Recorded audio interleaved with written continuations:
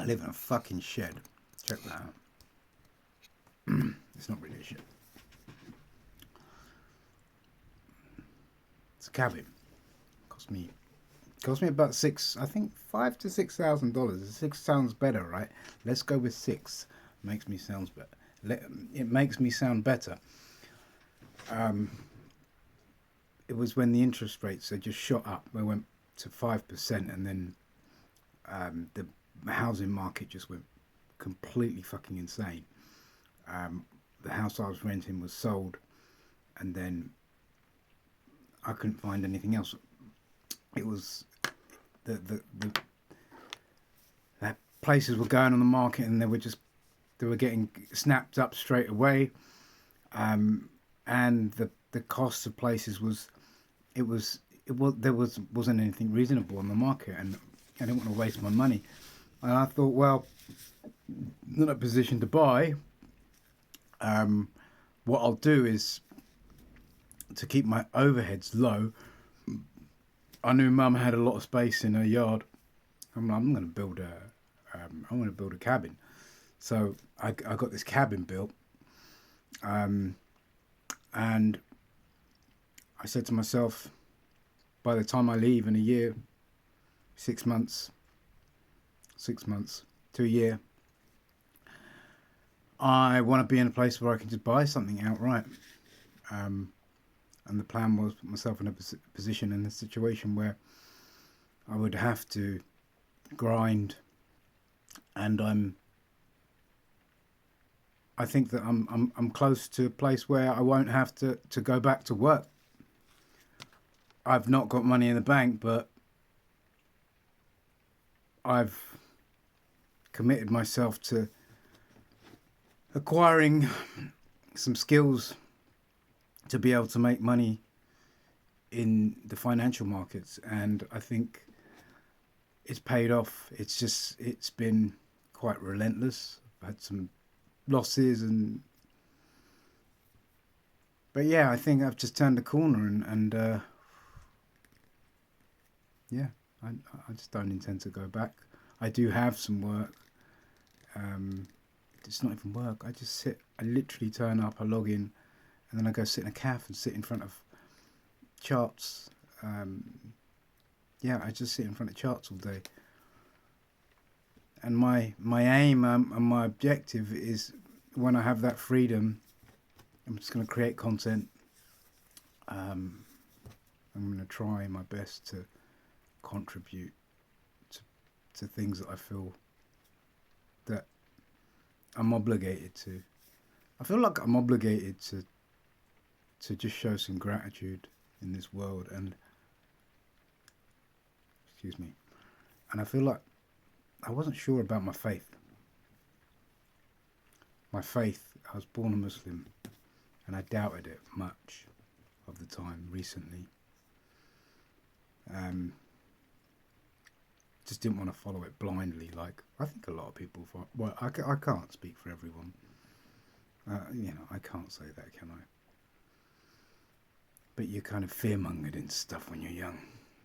And there was always that conditioning of guilt if you don't believe, and fear. And I kind of just let it go recently. And I do feel like I'm being drawn to Islam. And it's interesting because it's not through any research or study.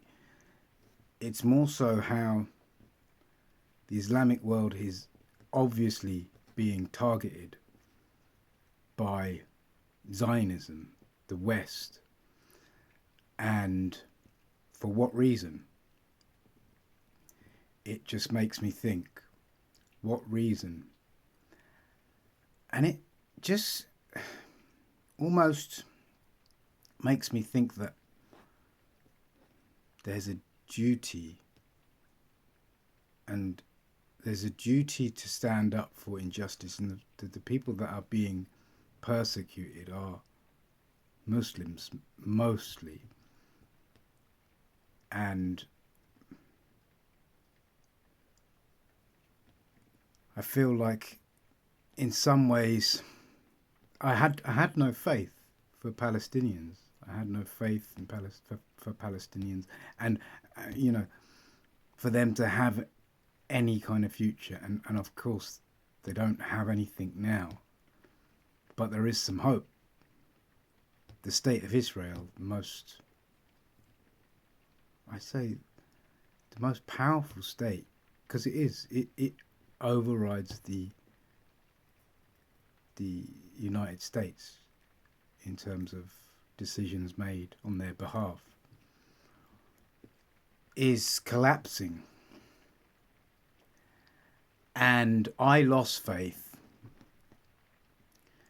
and now I am starting to feel like there is a path for those who have suffered, that have made the sacrifice. And why do we, in this comfort and security, get what we have?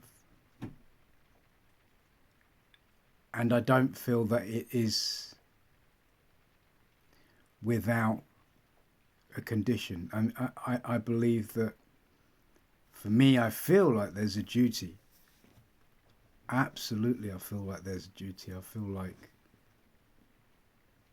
with the comfort and the resources that I have available to myself, and when I say resources, I say also like the things that have been given to me that are God-given.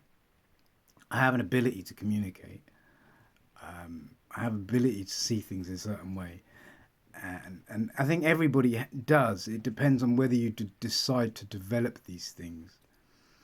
And I have, not any more so than in anybody else. If I develop it, yeah, I think there's a natural talent there. If I develop it, if I mature these things, I'll be, without a doubt, I'll be well above the average. Well above the average. Now, what it takes to be that good at something is commitment, time, and gifts, a natural gift. And I think that I'm going to do that. And when financially I have the freedom, I'm going to commit myself to be a master of communication, to be able to help people, inform people, influence people, because the West it's gone, it's broken, it's been so heavily influenced by Zionism in every which way. The fact we have a genocide going on, and yet most of the mainstream media in the West have not even come close to acknowledging it. And then that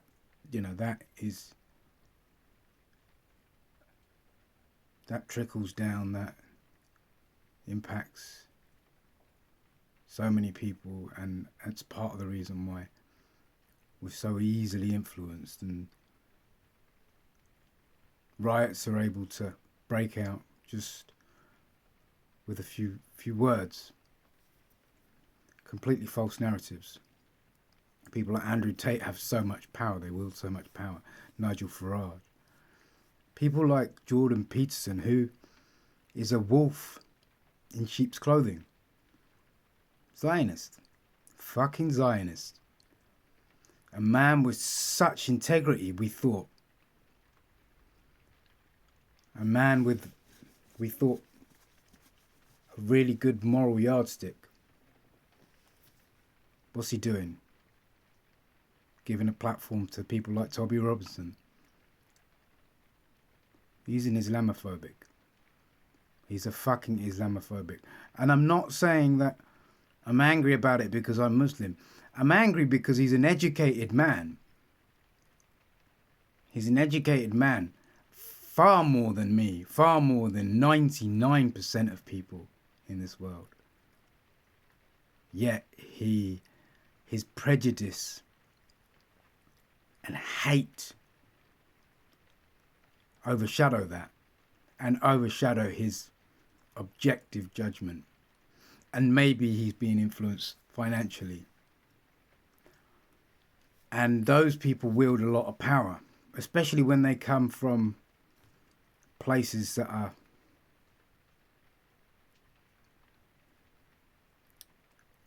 what's the word? Controversial. People who have controversy, who then decide to use that platform after a while because they get so much publicity, Andrew Tate, another one, become very powerful. So initially they seem to come to fame on the back of controversial issues, and they get so much publicity. Wrong or right, if they are opposed to the mainstream media and they have a bit of controversy, they have a massive amount of power. And it just so happens that they're no fucking different. They're no fucking different. Because you know what I believe? They've all been compromised. Everybody is being compromised in the West. Anybody with any real power, most people, not everybody, that's a blanket statement, that's incorrect. Most people with any real power are being influenced, are being compromised. And yeah, we need people that are a go-between, not people that are